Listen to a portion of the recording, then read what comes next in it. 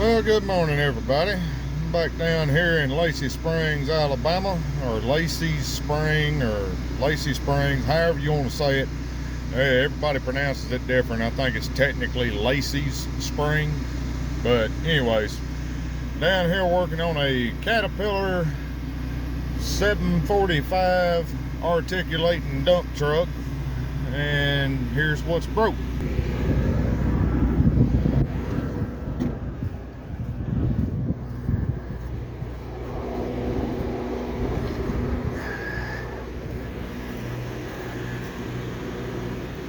Right up in there, you can't hardly see them. I'm gonna try to zoom you in a little bit. Of course it's gonna go blurry, but yeah, there's two bolts there, all four of them broke off. I done tried to hack it with a hammer and chisel and do no good, so I gotta weld something to them and get them out. That being said, I'm gonna be standing in between these dual tires. So naturally, I went up there and pulled the key out of this thing so nobody just jumps in it and takes off, even though everybody's supposed to know it's broke.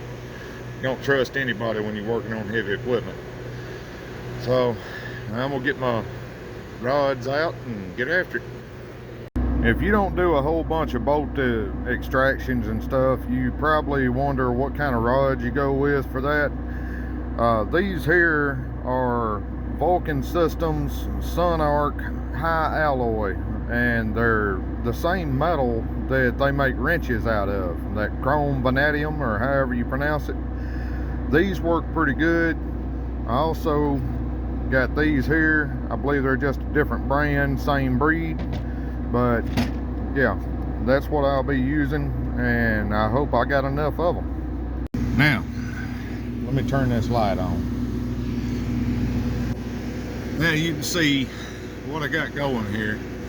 I've taken and welded a little tit to the end of each one of these bolts. And in order to save some rods, I've got, this here is a stack of 3/8 or 10 millimeter bolts that I got out of something a long time ago. But anyways, it's good for reaching up in there and welding to the tit. I know ideally people like sticking a washer on there and then stick a nut on it, but you ain't got to do all that. One thing I forgot to mention, whenever you're using these rods, or them green ones, they chip themselves if you have welded them correctly. And when they chip, that slag is moving at about Mach 14. So it's not exactly easy on the eyeballs if it hits them. But anyways, got this one broke loose and she's moving. But here's the thing that nobody else ever mentions: don't get greedy, be gentle, just ease it out of there a little bit at a time. It'll work itself out. But yeah, you just don't get greedy, get it on up out of there. And once you get this one out, you can weld the end of this one to that one, and then the end of that one to that one. It's pretty simple, pretty fun. Not. Anyways, I'm gonna finish getting that one out and then move on to the other three. Now, there's broke bolt number 2, and as you can see, it ain't got no threads no more. Which explains why I had to go grab my Swedish pipe wrench and have the extra leverage to get this feller out of the hole. That's the damage to them threads is absolutely from the jaws of my Swedish pipe wrench. What caused that, might you ask? Well, I'm a dummy. Some of you, maybe 3 of you, already know exactly what mistake I made, but I'm gonna show you anyways. Right there at the edge of that hole, I barely struck an arc, but it was just enough to deposit just enough material to wipe the threads off that bolt as I got it out. So I'm gonna have to take my die grinder and a burr bit and reach up in there and clean my mess up. But I didn't make a mess on that one, so that's good. I just got that mess to clean. And I don't believe I made a mess on the other two, but we have yet to find out. Anyways, yeah, if you're doing it with a stick, you got to be careful on where you strike your arc. Why ain't I doing it with a TIG? You're probably wondering, maybe three of you. Well, TIG don't work very well when the wind's moving like 415 miles an hour. So that's why I'm not TIGging it. Doing it with a stick, and that's the risk you run doing it with a stick. Which you run the same risk with a TIG. All it takes is one little twitch, and then you've really made a mess. But anyways, I'm gonna get back at it. Alright, now there's bolt number 3, and I took my die grinder up in there and I cleaned up my mess on that hole. And after I got bolt number 3 here out, I reached it up in there and it just goes in there just nice and smooth like it ought to. See, it's actually threading in nice and smooth, except for where the bolt's got some rust on it right up there, but that ain't no big deal. The fella that's gonna put this thing back together has probably got a tap and die set, gonna clean it up anyways. But anyways, I had to trim some of the excessive length off my stub that I'm welding on here, mainly because the ends of these bolts are so fat that once you get it up in there, you really ain't got room to do nothing else with it. So I'm gonna go over here to my grinder and my cutoff wheel, cut some more off of this little feller, and then bring it back and see if I can't get that last one out. I almost forgot to mention, if you're ever out on some random job site in the middle of absolutely nowhere and you need a bench grinder and you happen to have a vise on the bed of your truck, boom, there you go, there's your bench grinder. Just don't tighten the jaws up too tight, it'll crush your grinder, and then you got to buy another $400 grinder. There you go. Well, that mission's accomplished. Last bolt is out, and whenever you get a bolt out for a feller, you really ought to do that fella a favor and leave that bolt somewhere where he can find it, so he can use that bolt to match up proper thread pitch and everything for the bolt he's replacing it with. So I'm gonna lay this bolt in there in the cab and send him a text message telling him where it's at, and then I get to go over here and play with this Komatsu 290 excavator track hoe thing. Yay.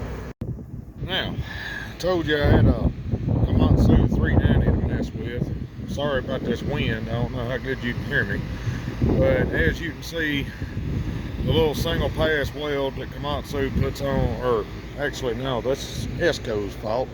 The little single pass weld that Esco puts on all their bucket pin bosses has obviously failed. So, still holding on these two, but this one and his little baby brother over here both have failed. So I'm gonna take the Blue Flame hacksaw and burn all this grease out of my way, get down where I can see what I got going on, and get that old weld gouged off and weld it up all nice and new and better than it ever was. Now, I got a little spot there and a little spot there gouged out on both sides. I did that so that I could go on ahead and tack these bosses and get them where they're supposed to be by lining up the old crack where they used to be. And once I get them tacked on, I'm gonna go on ahead and pull the pins and take this bucket completely off, because I'm pretty sure that the hole that's in that piece of plate that corresponds with that boss is in the shape of an egg right now. So I'm gonna have to kind of round that back up. I don't do line boring, but I'm gonna get as close as I can. Yeah, I decided to change my game plan just a little bit. I got my two tacks on this boss and on the other side too. being that I already got it in position and all that good stuff, I'm gonna go on ahead and finish gouging these bosses and get them welded all the way out.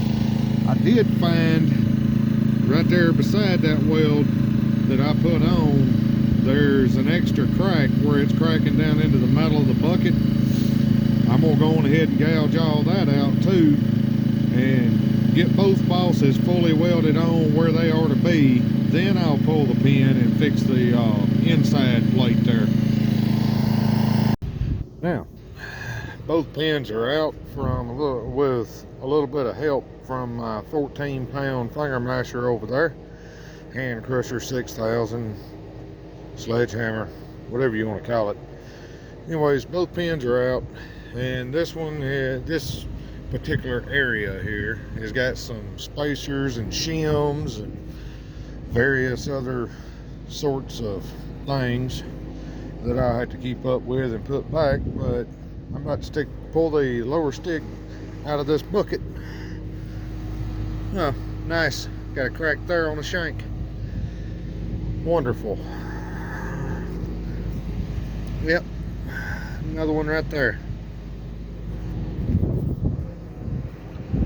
Oh, by the way, both pins are completely worn out. Now, seeing as how that mess has been made, you can see here that the plate on this bucket has been gouged down right about 3/16 of an inch, and that's from the pin boss on the side of that lower stick just constantly digging in. Not sure why it was digging in. It's how it was being operated, I'd imagine. But anyways, you can see that the plate hole is out of round with the boss hole, because the boss broke loose and was able to move with the pin while the pin beat this plate hole all to pieces. So I gotta build that up and then slick that back down. I also gotta build this up, flatten it all back out, and basically play machinist with a welding machine and a grinder.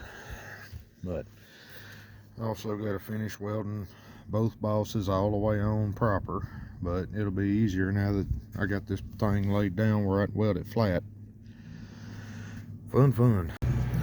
The plan for this is to take some of these 5/32 70/18s and just pad beads in a circular motion all the way around and keep on going till I fill it all the way back up to about level with this, and then I'll take my grinder, go through there and grind it down to as much flat and flush with this as I can, and fill in any low spots and grind down any more high spots that I find. And yeah, once that's done, then I'll go back off in here with some 3/32 70/18 and build this hole back up all the way up through here, grind it where necessary, get it back where the pin goes through. Then I'll come up here, finish gouging and re-welding this boss all the way, and once that boss is all the way welded out on that side, I'll flip the bucket and I'll do the same thing to the inside for this boss. Build it all up, grind it back down. Well, as luck would have it, I have run my welding machine and my air compressor just about out of gas. That being said, that boss is welded on correctly. That's built back up. That's built back up. All I got to do is, when I go get more fuel in the morning, come back down here, flip this thing over, and pretty much make what you can't see look like what you can see. And well, first I got to do some grinding here, but that was pretty obvious. I also got to build that up. I already told you about that. But anyways, yeah, as far as I'm going today. Well, got everything rolled up and put up just in time for it to start snowing. Now, if you're not in North Alabama and never have been in North Alabama during the winter, you won't know what I'm talking about, but here's a little bit about how it is. I showed up this morning wearing this hoodie. It's kind of, it's a little thick. It's one of them ridge cuts you get from Tractor Supply. Well, I was decently comfortable. I started on getting them broke bolts out, and I got hot. So I switched over to that hoodie, which is thin $5 junk hoodies. Well, no sooner than I switched over to that, temperature started dropping. So okay, I went on ahead and put this hoodie back on. Well, the temperature didn't stop dropping. I ended up putting my insulated overalls on and still got cold. So yeah, this is Alabama. Now it's snowing. Wonderful. I get to drive home in this crap. Well, morning y'all. It is now day 2, and I'm back out here on this little 290 bucket. As you can see, I brought my boring bar and end mill and all that out here today. By boring bar and end mill, I mean a 4.5 inch Milwaukee grinder and a big round rock.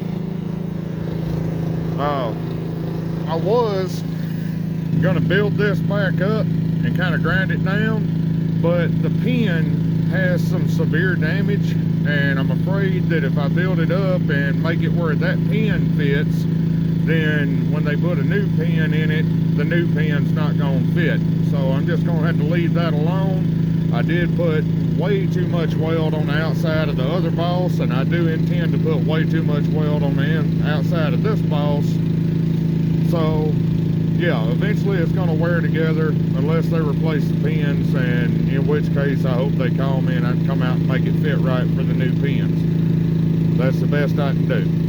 Anyways, I got to grind that one flat, and then I'm going to take a wire wheel, porcupine producer, whatever you want to call it, clean up around this weld here, then I have to flip the bucket and do it all.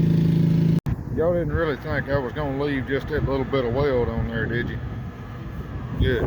Anyways, it's all cleaned up, and they are going to go get me a new pin, but I'm going to go on ahead and flip it and finish doing what I can before they get back with that new pin. Then all I got to do is make the pin fit these bosses, and it'll be ready. Well, wouldn't you know, the surprises just keep coming. You can't see it, but I did before I cleaned all the dirt off. Right along that weld right there is a crack, and it goes all the way back to right along there.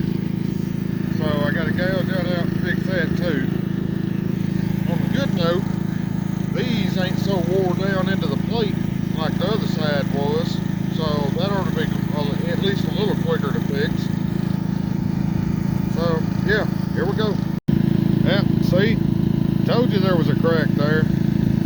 Anyways, that's all gouged out and cleaned up, ready for me to start piling 7018 back in it. Along with that there,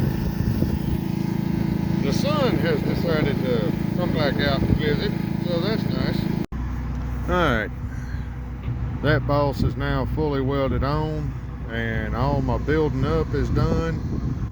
Now I just got a whole bunch of grinding to make sure them 2 new pins fit where they're supposed to fit.